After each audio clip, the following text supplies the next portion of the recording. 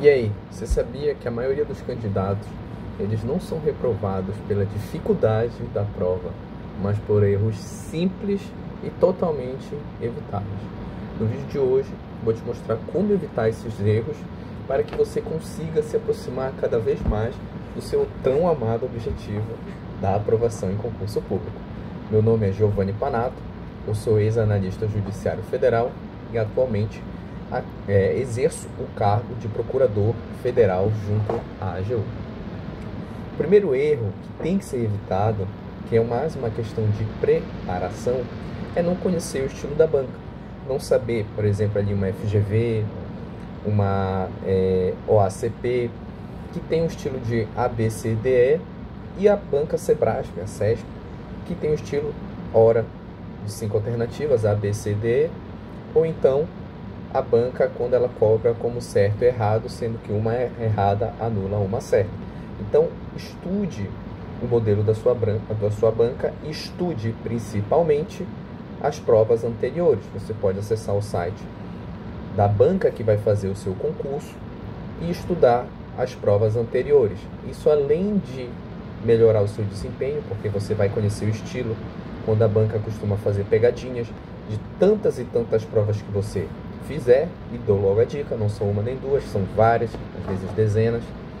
Você começa a absorver e aprender por osmose quais são as pegadinhas, os truques que a banca usa para tentar te enganar, mas não você. Agora você sabe como fazer o estudo dessa banca. O segundo ponto, que esse aqui é muito importante, é marcar as respostas no gabarito sem revisar. Isso aí é um erro bobo, crasso e que acomete muitas pessoas. Muito candidato bom cai por terra por esse detalhe que a priori é muito besta. Você acha que não pode acontecer com você, mas meu amigo, pode. Todo mundo está suscetível a esse tipo de erro. Inclusive eu fui vítima desse tipo de erro. Não me orgulho, mas mostra que mesmo candidato, que eu estava na época com quase 3 anos de experiência no mundo dos concursos públicos, cometi essa lambança horrível, que me tirou de fora de um concurso que eu queria muito. Era o concurso de procurador da Fazenda Nacional. Eu tirei 74 pontos, sendo que a prova, a corte da prova eram de 75 pontos. E eu sabia a resposta certa, marquei a resposta certa na prova, e quando fui passar para o gabarito, marquei na alternativa errada. Então eu entendi o motivo, mas a gente não questiona essas coisas com Deus. Simplesmente eu caí desse concurso, mas fui aprovado no concurso vizinho, que era da Procuradoria Federal, cargo que eu me encontro hoje maravilhosamente bem, graças a Deus, e super satisfeito. Mas vai que no seu caso não dá tanta sorte de ter um concurso vizinho e conseguir passar num e ficar no outro por conta de uma coisa tão besta, que é marcar errado no gabarito. O terceiro ponto é ignorar o edital. Quando você não mapeia os tópicos, quando você não lê com atenção os detalhes, por preguiça, ou então por achar básico que os editais são todos parecidos, você não pode observar, você pode deixar de observar.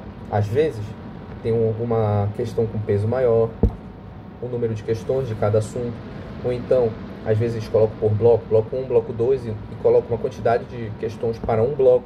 Então você não sabe identificar quantas questões vai ser para cada assunto. Tudo isso tem que ser treinado, tudo isso tem que ser observado. E eu tenho mais uma história triste, mas que fica a lição. Um colega muito bom começou a estudar, colega não, um amigo próximo, muito gente boa, e amigo de infância inclusive.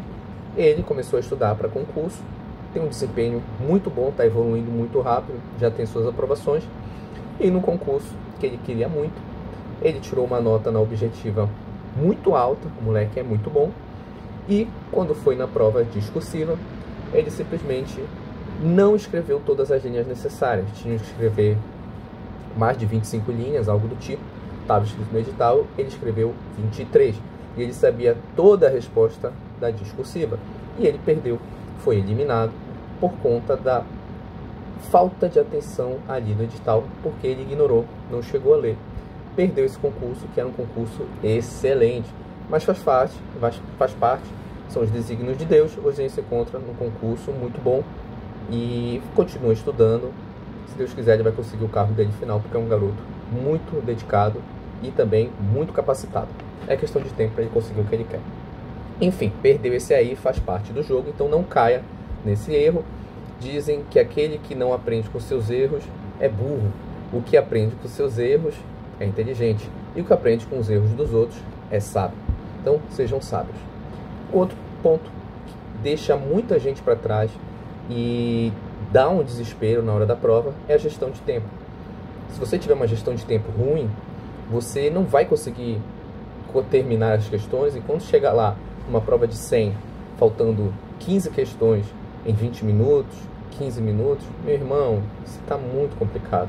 Vai estar com a água batendo aqui no pescoço, você não vai conseguir fazer a leitura corretamente, adequadamente, e você vai perder questões ali por falta de atenção, por falta de leitura com calma, a pressão que fica na hora de fazer questões de forma muito rápida, isso acaba com o candidato. Então tenha uma gestão de tempo boa. Como é que você faz isso? Vai conectar com a dica 1, façam muitas provas, cronometre, saiba qual é o tempo, que vai juntar também com a dica 3, saiba qual é o tempo de prova.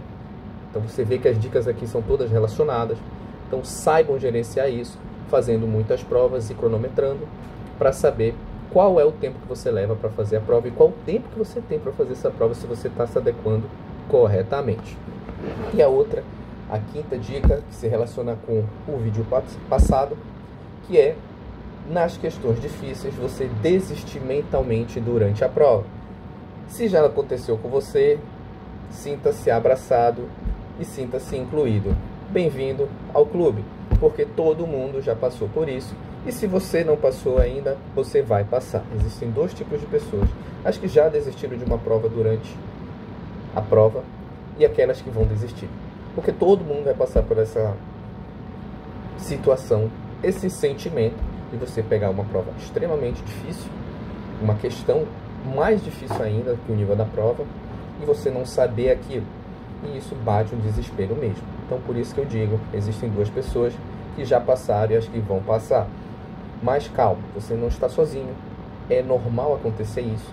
O vídeo passado fala de dicas de como enfrentar questões difíceis numa prova.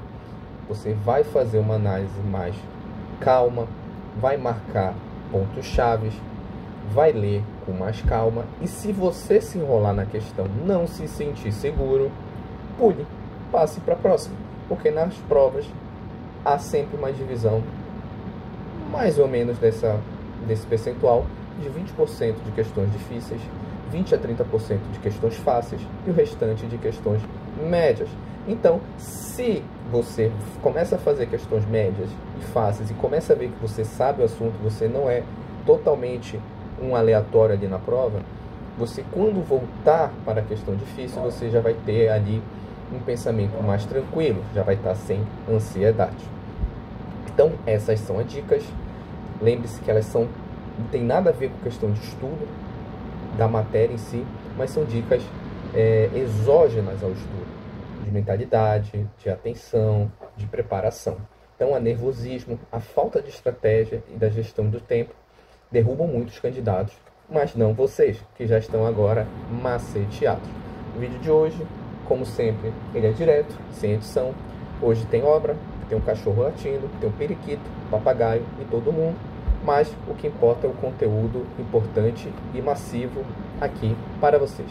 E é isso, pessoal. Até o próximo vídeo.